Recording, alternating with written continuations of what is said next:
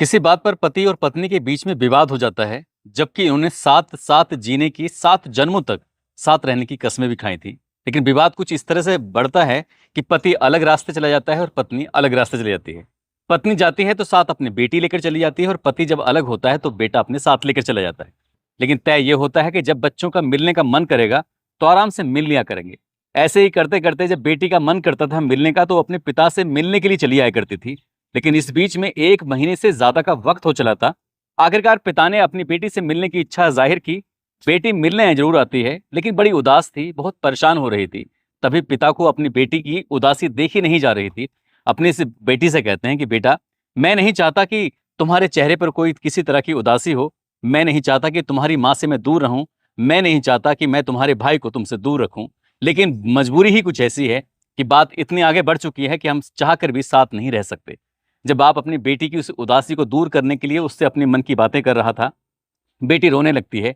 बेटी कहती है कि मैं माँ के साथ नहीं रहना चाहती, उनसे बात नहीं करना चाहती, उनसे दूर रहना चाहती हूँ। लेकिन ये पिता को लग रहा था कि शायद वो बाप से दूर रहना चाहती है। जब पिता ने ये बात सुनी तो पिता उसके और थोड़ा करीब बैठते हैं, उससे अपने दिल की बात करते हैं, उसकी दिल की बातें सुनते हैं। और बात सुनते-सुनते जब पिता ने जो सुना, पिता की आँखों से जब आँसू गिरने शुरू होते हैं, तो यकीन नहीं हो रहा था कि उसकी माँ ने उसके साथ ऐसा क्यों किया, क्यों नहीं किया।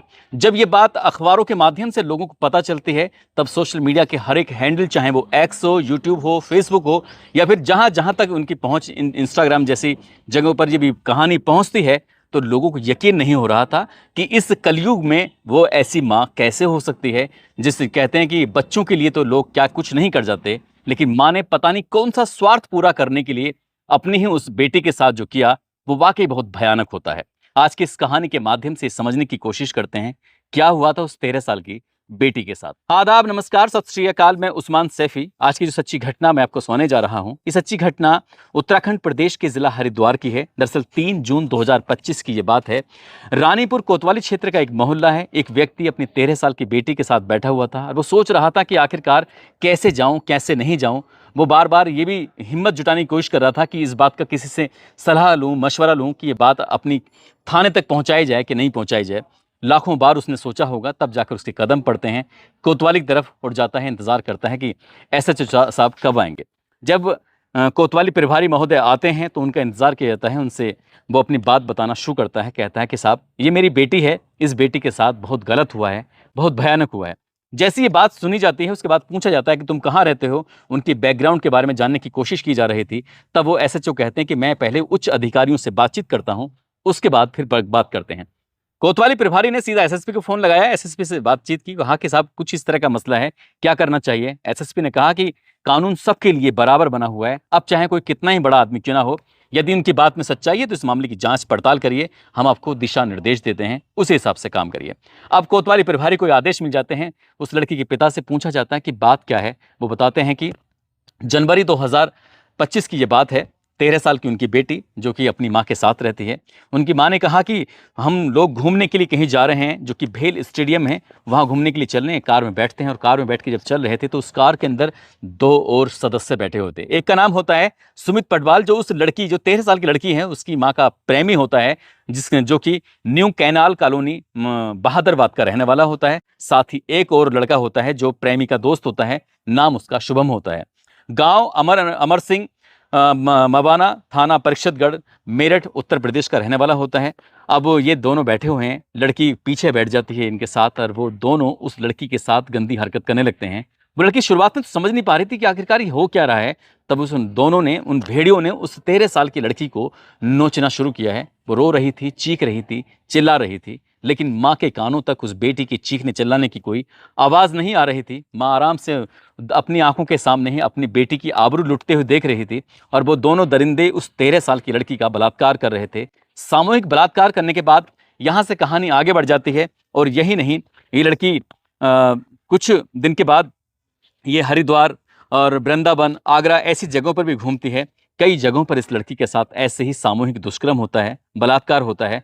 और ये लड़की जब पहले तो बड़ी खिलखिलाती थी, हंसती थी, माँ से भी बात करती थी, पिता से भी बात करती थी, भाई से बात करती थी। लेकिन जनवरी 2025 के बाद जो इसके साथ वाक़या होता है, उसके बाद इसके चेहरे की हंसी कहीं न कहीं गायब हो चुकी थी। पहले खुशी-खुशी अपने पापा से मिलने ज़रूर जाती थी, लेकिन अब काफ़ी वक़्त से अपने पापा के पास जा नहीं पा रही थी। आखिरकार जब उसके साथ ये ऐसा हो जाएगा उसने कभी सोचा नहीं था।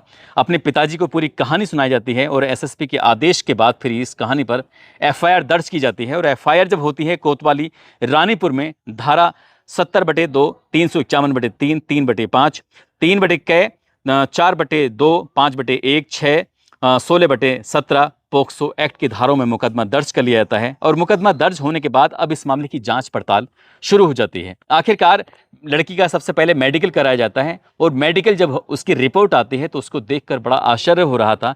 जो लड़की ने बोला था उस बात की कहीं ना कहीं पुष्टि हो रही थी, यानी कि उसके साथ कोई ना कोई बहुत भयानक रूप में गंदा काम जरूर हुआ था। आखिरकार पुलिस ने इस लड़की के 164 के बयान कराते हैं, मजिस्ट्रेट के सामने बयान होते हैं। पहले कहानी उस लड़की ने अपने पिता को सुनाई थी, वही कहानी उसने एसएचओ को सुनाई और तीसरी बार वो कहानी मजिस्ट्रेट के सामने सुनाई जाती है।